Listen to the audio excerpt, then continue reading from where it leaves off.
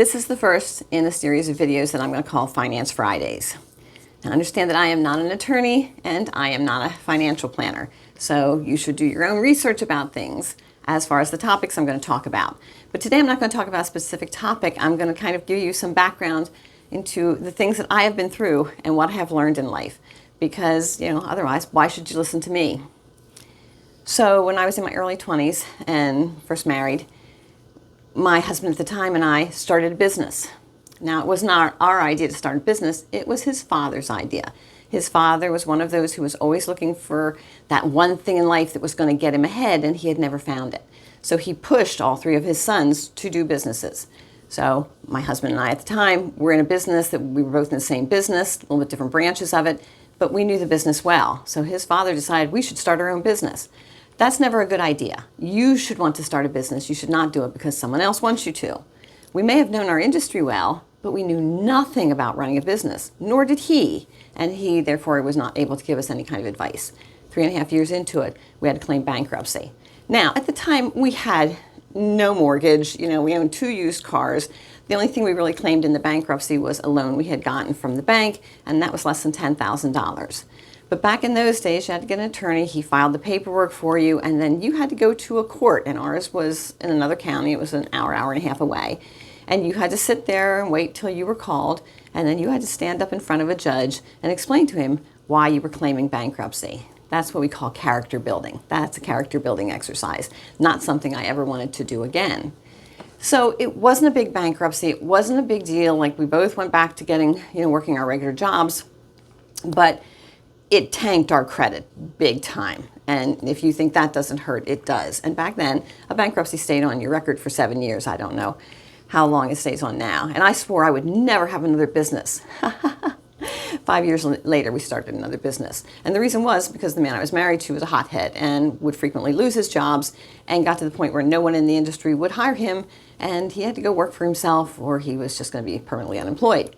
So we started a lawn mowing business. Now, back in those days, you didn't have the internet, so you were knocking door to door to start a business. I, at the time, was working for some doctors. We had a mortgage by then. We had our first son, and I was our sole support for the first few years we did that. So, yes, I had credit card debt because, our son was getting sick, he needed things. It was just, I couldn't handle everything, every expense, without putting it on a credit card. So, a couple years into owning that business, of course, we're in a residential neighborhood where they don't allow businesses, and a neighbor started to complain. So we had to look for another property. So at that time, I spoke with a mortgage broker about what we could afford, and found out that we couldn't afford the house we were in, according to his statistics. But he taught me a lot of things. Taught me a lot about your credit report, your credit history, about how to handle payments and things like that. And it took another almost 3 years before I was able to manipulate, I'll say, our finances and things to where we could actually qualify for a mortgage for a property. And we bought a very beat up, rundown 10-acre farmette, which I loved, honestly. And I spent a lot of years putting money into that and fixing that until we sold that. So having a lawn and landscape business, it's a seasonal business. There were years there were droughts in the summer and we didn't make money. There were years in the winter where it didn't snow and we didn't make money. So I learned how to juggle finances and how to build rapport and relationships with people, so that if I didn't have the money, I could call them and say, hey, I'm good for this, but I'm going to need some leeway here with the payment. I can remember sitting at my desk having panic attacks because I had bills to pay and I just didn't have enough money to pay all of them. But I learned a lot through that experience. So I want you to know that when I talk about these money things, I know what it is to be in debt. I know what it is to not be able to pay your bills. I know what it is to have panic attacks because you can't pay your bills. But I came out of all of that, and I have so much knowledge because I had a wonderful CPA who taught me a lot. Like I said, I had that mortgage broker. I've had financial people teach me a lot. And I want to share that with you so that you don't have to go through some of the things that I went through, perhaps.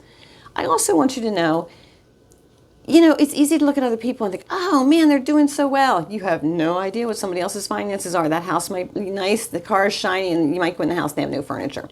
I used to show people landscape designs, and I can tell you some of those people have no furniture in their house. But don't judge what you're doing by what someone else is doing, because you don't know their story. And if you look at maybe business owners, big people on the internet, things like that, you think, oh, wow, they're so successful, I want to be like them.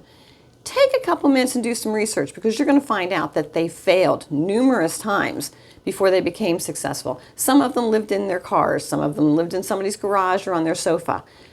There are very few people who have a get-rich-quick story that actually works for them. So don't judge your life by someone else's life.